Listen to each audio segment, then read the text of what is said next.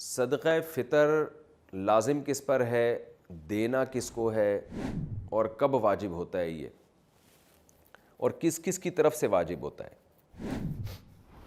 تو صدقہ فطر سب سے پہلے واجب کس پر ہے؟ دیکھیں، صدقہ فطر کا نصاب جو ہے نا، خوب سمجھ لیں۔ جس آدمی کے پاس یا جس عورت کے پاس 5 چیزیں یا ان کا مجموعہ 52.5 تولہ چاندی کے برابر ہے، یعنی اس کی قیمت کے برابر ہے، تو اس پر صدقہ فطر بھی واجب ہے، قربانی بھی واجب ہے۔ 5 چیزیں کون سی ہیں؟ سامان تجارت، یعنی وہ سامان جو آپ نے بیچنے کے لیے خریدا ہو۔ بار بار میں اس کی وضاحت کرتا ہوں، پلاٹ خریدا تھا بیچنے کے لیے اور اب تک بیچنے کی نیت باقی ہے، اس کو کہتے ہیں سامان تجارت۔ دکان میں جو مال پڑا ہوا ہے بیچنے ہی کے لیے خریدا ہے آپ نے، یہ سامان تجارت ہے۔ تو ہر وہ چیز جو بیچنے کی نیت سے خریدی ہو اور اب تک بیچنے ہی کی نیت ہو، یہ نیت آپ کی چینج نہیں ہوئی ہو، اور اس نیت میں بھی آپ کنفیوز نہ ہو، پکی ڈھکی نیت ہو، یہی نیت ہے میں نے خریدا اس لیے کہ بیچوں گا، چاہے کسی بھی نیت سے بیچیں، بیچنے کا مقصد کچھ بھی ہو، بزنس نہ بھی ہو، بس یہ لی ہے میں نے اس لیے کہ میں لازمی بیچوں گا، اس کو لے ہی اس لیے رہا ہوں میں، تو ایسے یہ چیز دیکھی جائے گی۔ نمبر 2 سونا، نمبر 3 چاندی، نمبر 4 کیش اماؤنٹ یعنی کرنسی، اور نمبر 5 ضرورت سے زائد سامان۔ ضرورت سے زائد سامان کا مطلب یہ ہے کہ وہ سامان جو پورے سال استعمال نہیں ہو رہا، چاہے وہ پراپرٹی کی صورت میں ہو، گاڑی ہو، برتن ہیں گھر میں رکھے ہوئے پورے سال استعمال نہیں ہوتے، شوکیس میں پڑے ہوئے ہیں، کپڑے ہیں پورے سال استعمال نہیں ہو رہے، موبائل ہے رکھا ہوا ہے استعمال میں نہیں آتا اور ڈبے میں رکھا ہوا ہے وہ تو پورے سال استعمال نہیں ہو رہا وہ،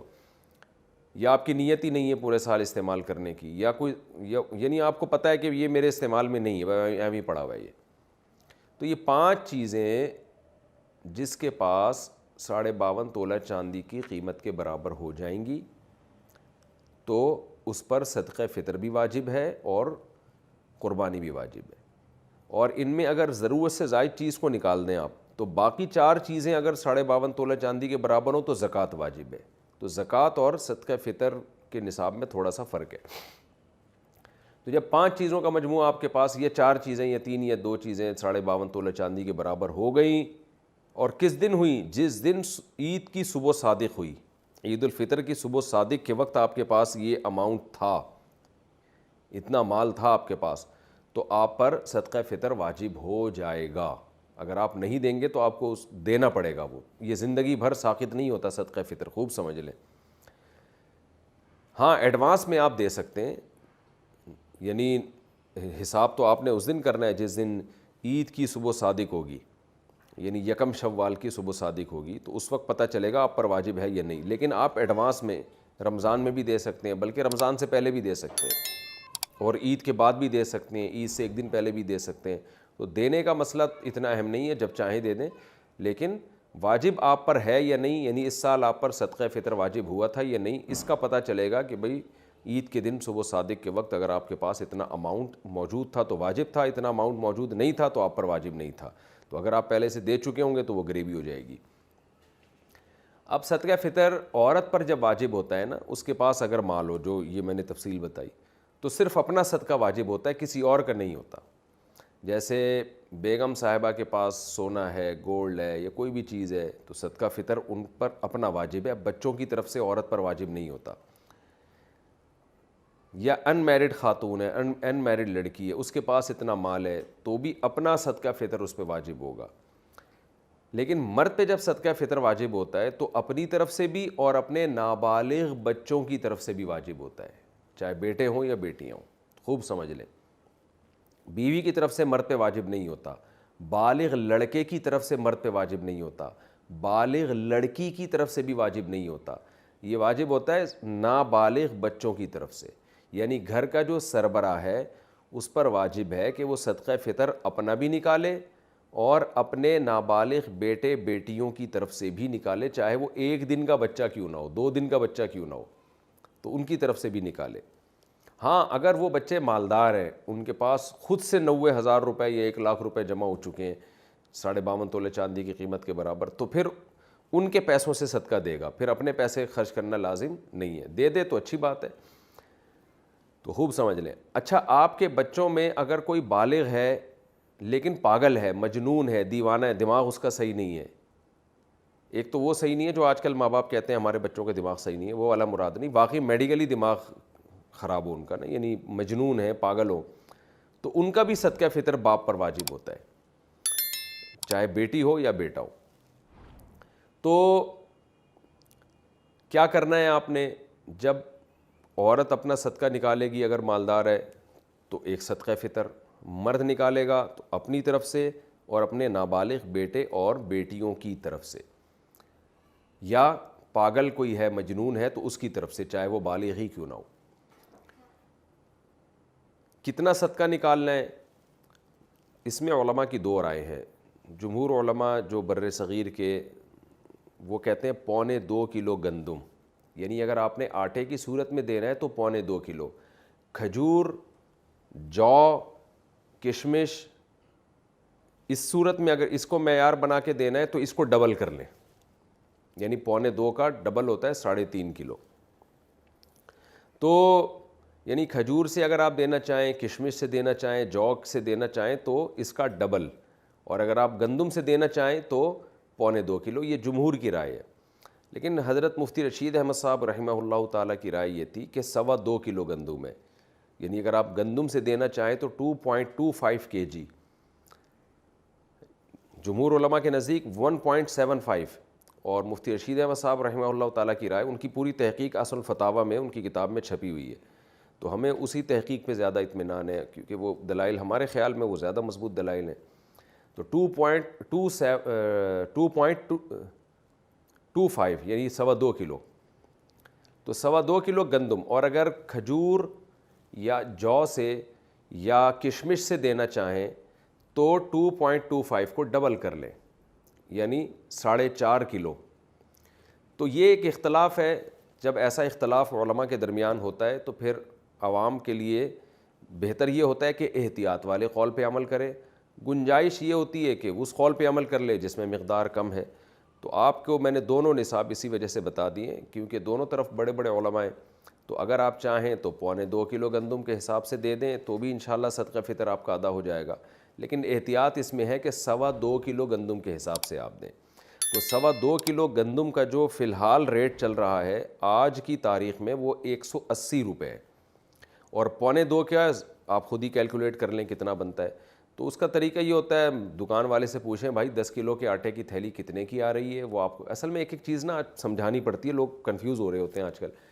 تو آپ دکان والے کو فون کر کے پوچھ لیں میرے بھائی 10 کلو آٹے کی تھیلی کتنے کی ہے, وہ آپ کو بتا دے گا جی اتنے کی ہے. تو اس کو 10 سے ضرب دیں گے تو 1 کلو کی آ جائے گی, 1 کلو تھیلی کی ویلیو آ جائے گی, اور پھر آپ اس کو 4 سے تقسیم کریں گے تو 1 پاؤ کی آ جائے گی, ٹھیک ہے نا.